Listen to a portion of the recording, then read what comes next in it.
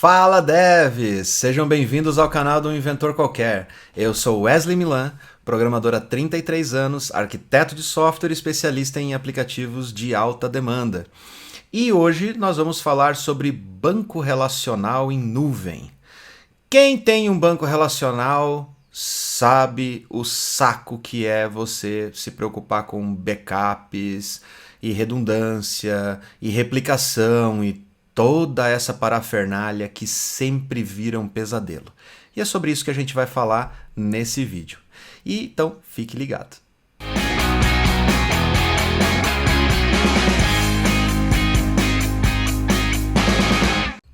Bom, desde os primórdios da computação e da programação, nós temos que lidar com esta partezinha da nossa aplicação que de vez em quando se torna um grande pesadelo.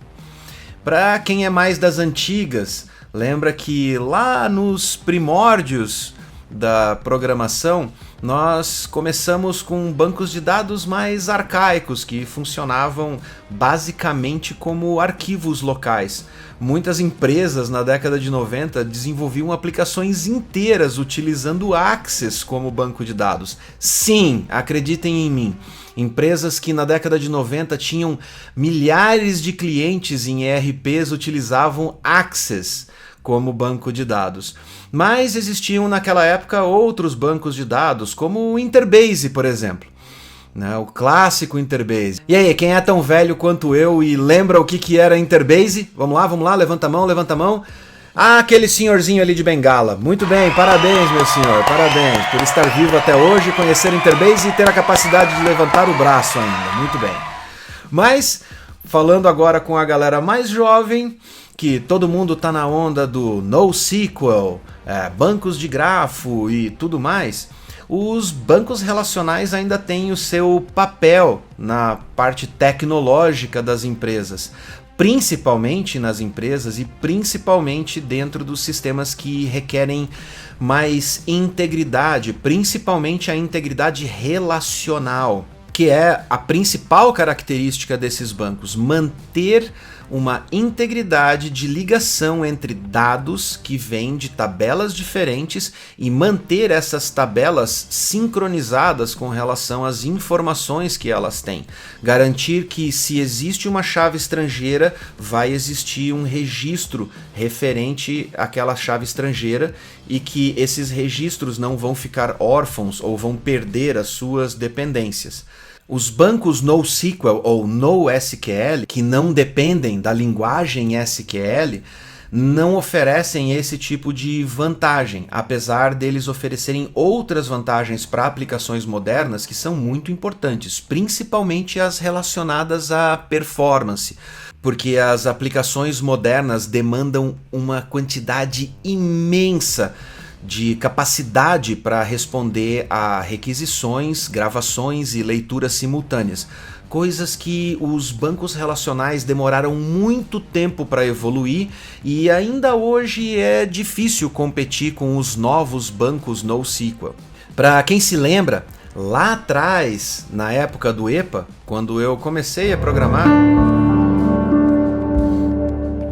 boa parte da lógica de negócio de uma aplicação ficava dentro do SGDB, ficava dentro do banco relacional, em forma de triggers ou procedures ou outros tipos de métodos ou linguagens como o PL/SQL, que era implementado diretamente dentro do SGDB e executava funções muito importantes, principalmente de verificação de integridade ou de validação de dados ou até mesmo de processamento de dados dentro dessas plataformas. Com o passar do tempo, as aplicações começaram a se tornar mais distribuídas e mais leves. E, claro, a capacidade computacional do nosso hardware cresceu muito, fazendo com que seja mais fácil você manter, versionar e dar manutenção nessas regras de negócio dentro da camada de aplicação do que era na época você ficar aplicando essas alterações dentro do banco de dados diretamente. E como a competição por performance veio aumentando aumentando exponencialmente nos últimos anos, retirar essas procedures e esses códigos com regras de negócio de dentro do banco de dados proporciona ao banco de dados ganhar performance, deixar de fazer coisas que não faz parte do core dele, do principal motivo de você estar usando um armazenador de dados. Dessa forma, nós evoluímos para plataformas de bancos de dados mais leves, mesmo as relacionais.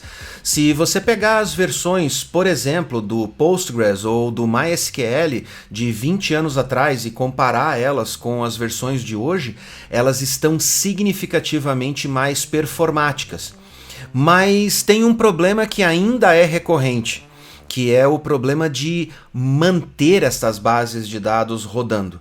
Se você trabalha dentro de uma grande empresa ou dentro de uma empresa que pelo menos tenha um faturamento significativo, provavelmente você tem uma equipe dedicada só para infraestrutura. Mas se você está construindo uma startup ou um aplicativo independente, você começa a ter um problema muito grave, que é manter os serviços básicos da sua aplicação funcionando com segurança e redundância. E isso reflete num serviço que as empresas de cloud computing estão oferecendo no mercado já há algum tempo, que são os serviços gerenciáveis de bancos de dados. Empresas como a Amazon, por exemplo, oferecem um serviço chamado RDS, que é Relational Database Service, que nada mais é do que bancos de dados relacionais como serviços. E esses serviços oferecem algumas vantagens, principalmente para quem ainda não tem din-din suficiente para poder bancar uma equipe inteira de infraestrutura para poder manter esses serviços sempre rodando e estáveis. A RDS ela oferece backup automático, escalabilidade automática, agora através dos bancos de dados serverless, e além disso tudo ainda facilita a replicação de dados. Então, se você precisa escalar horizontalmente a sua plataforma, você não precisa mais escalar verticalmente o seu banco de dados infinitamente, coisa que também não é muito fácil. Na verdade, não dá para escalar infinitamente. Não dá. Então, para que você tenha mais facilidade e que você não perca tanto tempo focado no gerenciamento de uma coisa tão fundamental quanto o banco de dados, mas que ao mesmo tempo você também não se coloque em risco de perder os dados dos seus usuários ou as informações que esses usuários estão imputando dentro do seu sistema e que são críticas para os seus usuários, o uso de ferramentas gerenciáveis para levantar serviços de banco de dados é a alternativa mais barata e mais segura.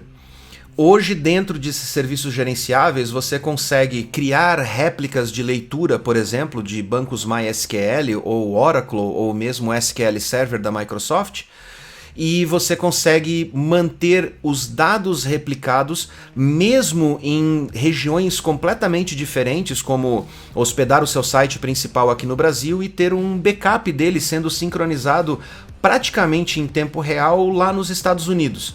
Se caso a infraestrutura brasileira fique fora do ar completamente, com alguns cliques você consegue transformar a sua instância slave do MySQL, por exemplo, numa master e toda a aplicação conseguir gravar e ler dentro dela. Uma outra vantagem de você usar uma read replica, que é a réplica de leitura, é que mesmo não podendo gravar dentro dela, você consegue usar ela para direcionar todas as consultas do seu site para ela.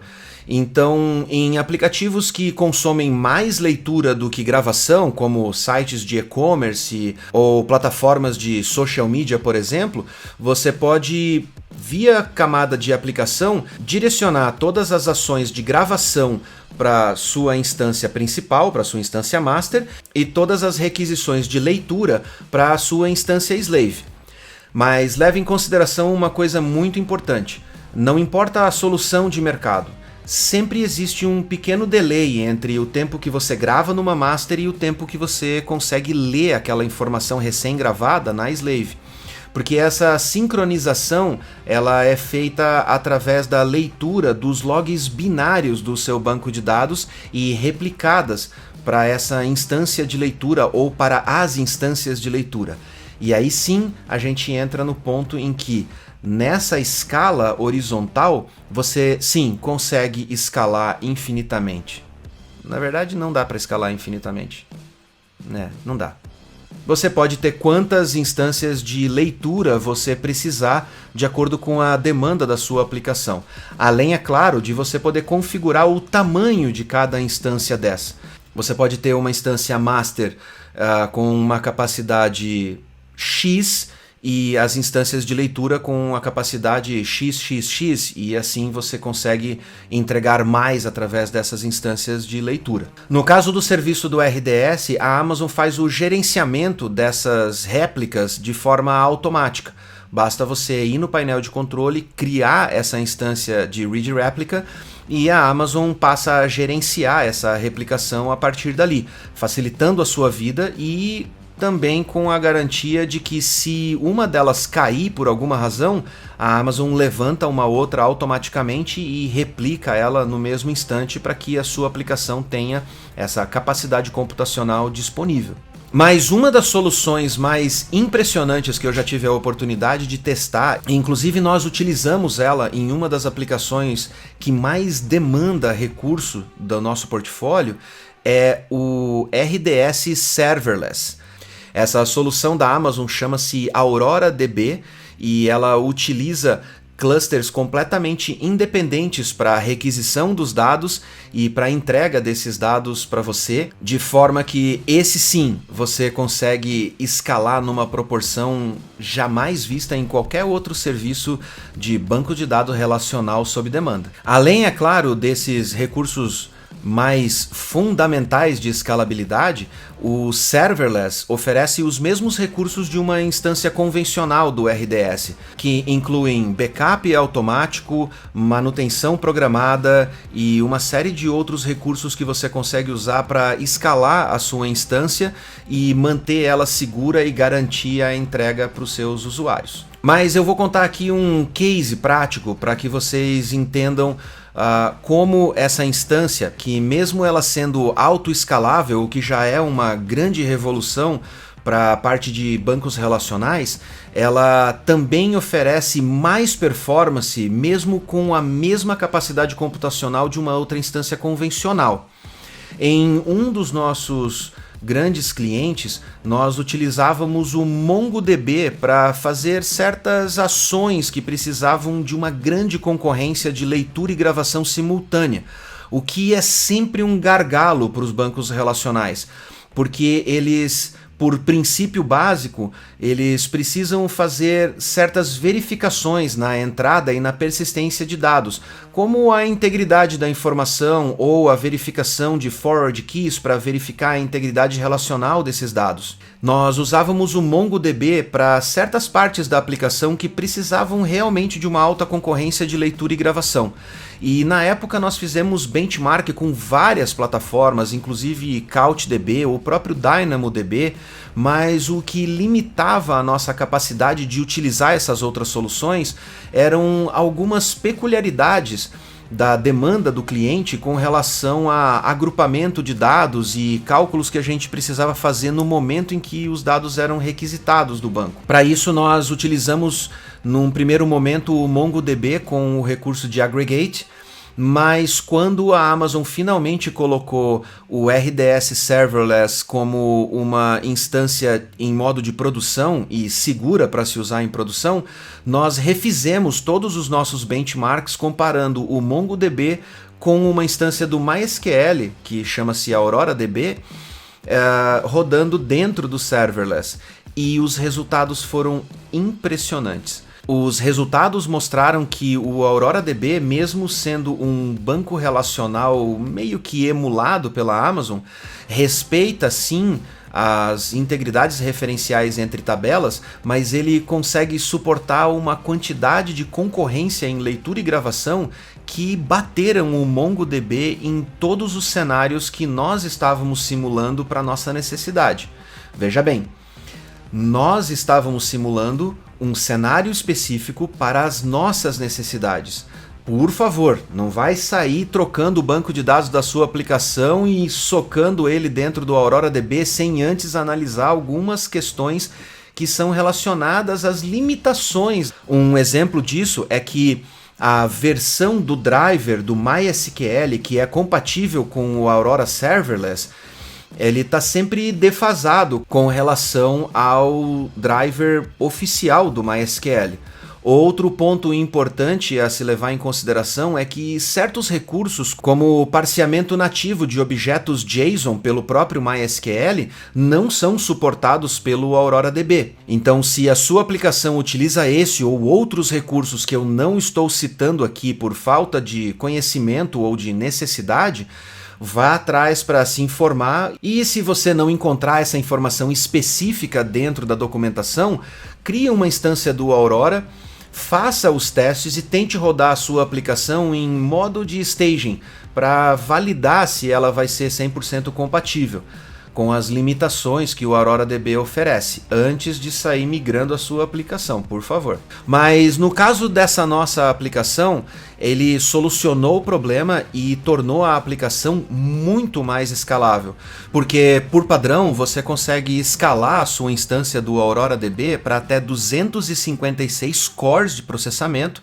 e 488 gigabytes de memória. Talvez para a sua aplicação isso seja demais, mas você consegue começar pequenininho e escalar automaticamente ou escalando manualmente conforme a sua necessidade aumente. Então, vale a pena fazer um teste, vale a pena rodar alguns benchmarks para você ver se o AuroraDB Serverless consegue atender às suas necessidades. Bom, o que eu tinha para falar sobre os serviços de banco relacional em cloud por hoje é isso, pessoal. Mas se você quiser, você pode deixar um comentário aqui embaixo no vídeo pedindo para a gente fazer um vídeo tutorial mostrando como criar instâncias dentro do RDS, como criar réplicas, como fazer o switch de uma réplica de leitura para uma réplica master e poder redirecionar a sua aplicação, ou mesmo configurar um Aurora Serverless para você entender como fazer isso na prática antes de gastar muito tempo estudando. Basta comentar aqui embaixo do vídeo e a gente coloca na nossa fila de pautas e eu vou tentar gravar isso o mais rápido possível para ajudar você a solucionar os seus problemas. E pessoal, muito obrigado por assistir o vídeo até aqui. Por favor, lembrem de compartilhar o vídeo, se inscrevam aqui no canal, cliquem no sininho para receber as notificações e se você gostou desse vídeo, deixa um joinha aí, porque isso ajuda a gente a entender se o conteúdo que a gente está gravando está realmente sendo útil ou se a gente precisa se aprofundar um pouquinho mais em alguns determinados assuntos que sejam mais interessantes para vocês. Muito obrigado e até o próximo vídeo.